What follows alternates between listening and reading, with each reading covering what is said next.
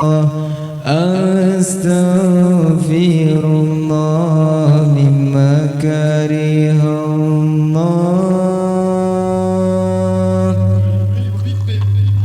adada ma wasi'athu rahmatullah. Allahumma salli ala sayyidina Muhammadin wa qad daqat hilati adrikni ya Rasulullah. La ilaha illallah, la ma'buda illallah, la ilaha illallah, la mawjuda illallah, la ilaha illallah, la maqsuda illallah.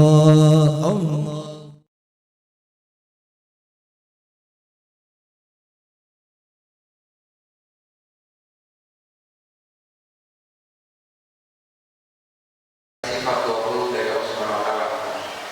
Sedangkan Allah punya sifat ilmu.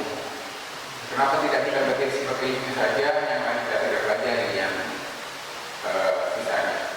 Karena dengan ilmu kan Allah sudah mencakup seluruhnya. Berpuasa, berkehendak, melihat, berfirman dan sebagainya. Bisa terangkan.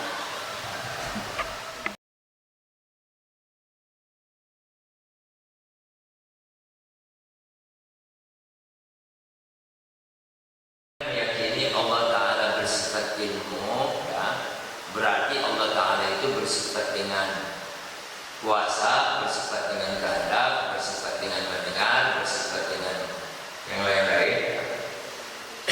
Itu bagi orang yang cerdas, dia dapat memahami itu semua. Tapi bagi orang awam, ketika dia mengatakan Allah bersifat dengan mengetahui, dengan sifat mengetahui itu, tidak dapat dia pahami bahwa Allah Ta'ala memiliki sifat-sifat yang lain. Ya. Maka oleh karena itu wajib dia mempelajari semua sifat-sifat yang ada pada Allah Subhanahu wa Ta'ala. Jadi kita mengetahui bahwa agama yang dibawa oleh Nabi Muhammad SAW ini ada 3 rukunnya. Jadi agama yang dibawa Nabi rukunnya ada 3. Yang pertama disebut dengan iman, yang kedua disebut dengan Islam, yang ketiga disebut dengan ihsan. Nah, yaitu iman artinya apa? Beriman. Nah, Islam artinya patuh, ihsan artinya ikhlas. Nah, adapun beriman, nah, yang dimaksud di dalam agama yang dibawa oleh Nabi, beriman yang dimaksud adalah beriman dengan Allah Subhanahu wa Ta'ala. Pertama. Yang kedua beriman dengan para malaikat, itu rukun iman kedua. Yang ketiga beriman dengan kitab-kitab Allah, itu rukun iman ketiga. Yang keempat beriman dengan para rasul, itu rukun iman yang kelima. Yang kelima beriman dengan hari kiamat. Yang keenam beriman dengan takdir Allah Subhanahu wa Ta'ala. Nah, beriman dengan Allah sebagai rukun iman yang pertama, beriman dengan Allah ini bukan dengan makna semata-mata kita meyakini Tuhan kita adalah Allah. Nah, jadi bagaimana? Beriman dengan Allah sebagai rukun yang pertama, ini dengan pengertian kita meyakini keberadaan Allah Subhanahu wa Ta'ala sebagai Tuhan kita, dan juga kita meyakini keberadaan sifat-sifat yang ada pada Allah Subhanahu wa Ta'ala. Berarti kalau kita meyakini keberadaan sifat-sifat yang wajib ada pada Allah, bagaimana kita meyakini keberadaan sifat-sifat yang wajib pada Allah Ta'ala itu kalau kita tidak tahu sifat-sifat tersebut? Saya yakin bahwa Pak Topan itu adalah orang GPI, tapi saya tidak tahu Pak Topan itu ada atau tidak. Bagaimana saya katakan saya yakin Pak Topan itu ada di GPI? Nah, akan seperti itu juga kita meyakini Allah sebagai Tuhan, maka kita wajib meyakini keberadaan zat Allah. Kita juga wajib meyakini keberadaan sifat-sifat yang wajib bagi Allah Subhanahu wa Ta'ala. Nah, meyakini sifat-sifat yang wajib bagi Allah Ta'ala, kalau tidak diketahui bagaimana kita dikatakan yakin. Makanya oleh karena itu, oleh para ulama mewajibkan kita mempelajari sifat-sifat yang wajib ada pada Allah Subhanahu wa Ta'ala. Sebenarnya sifat yang wajib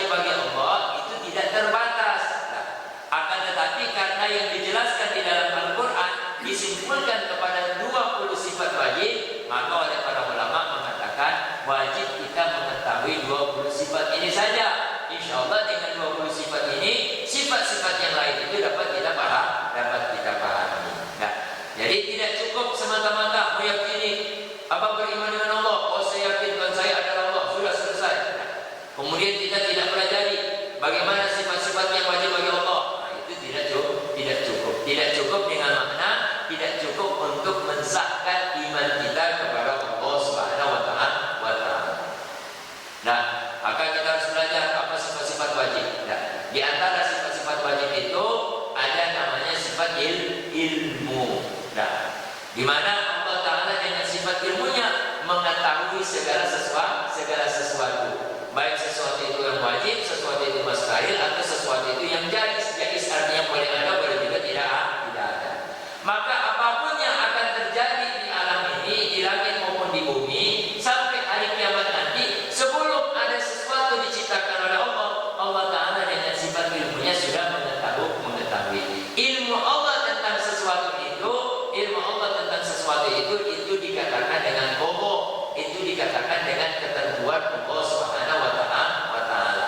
Ada juga yang mengatakan ilmu Allah tentang sesuatu itu dikatakan dengan takdir.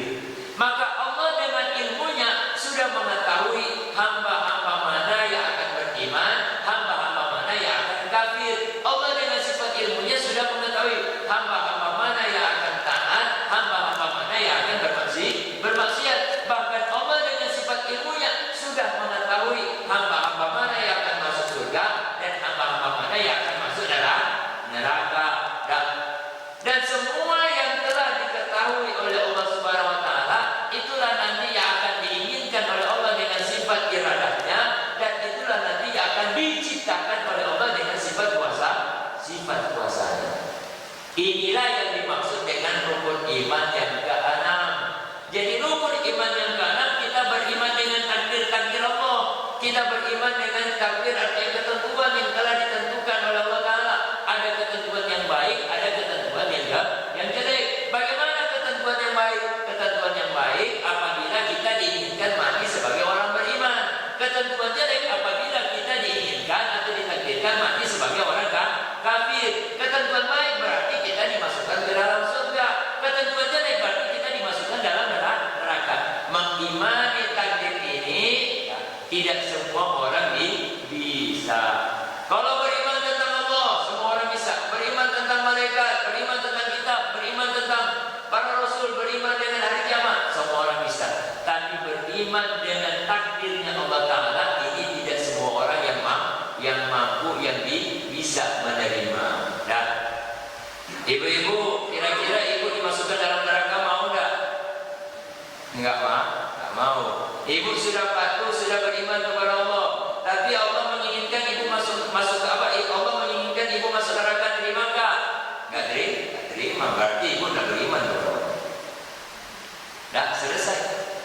Jadi beriman kepada Allah bukan cuma yakin dengan Allah, beriman dengan Allah, yakin dengan takdirnya Allah. Yakin dengan takdir berarti terima. Gimana Bu? Terima enggak kalau masuk dalam neraka? Enggak, tidak terima. Selesai. Coba. Enggak. Jadi begitu. Oh, kalau memang saya masuk neraka, bukan enggak usah taat saja gitu. Enggak juga masuk neraka. Coba kepada. Jadi beriman kemudian sudah taat. Gimana kalau Allah inginkan masuk neraka? Masuk neraka terima enggak? Enggak terima. Enggak terima masuk neraka juga. Ya Bu. Sudah beriman patuh kepada Allah. Nah. Dia tidak kalau begitu enggak usah beriman, enggak usah patuh. Masuk neraka juga. Ya Bu. Hari begitu. Maka beriman dengan takdir Allah Subhanahu wa taala tidak semua orang yang bisa menerima ini. Dulu di masa sahabat, para sahabat sangat yakin dengan masalah takdir. Tidak ada yang protes kepada Rasulullah. Dulu masa tabi'in tidak ada yang protes. Dulu masa tabi'in tidak ada yang protes. Setelah 3 generasi ini muncullah orang-orang yang mulai tumbuh keraguan di dalam hatinya. Sehingga ketika berbicara tentang beriman dengan takdir,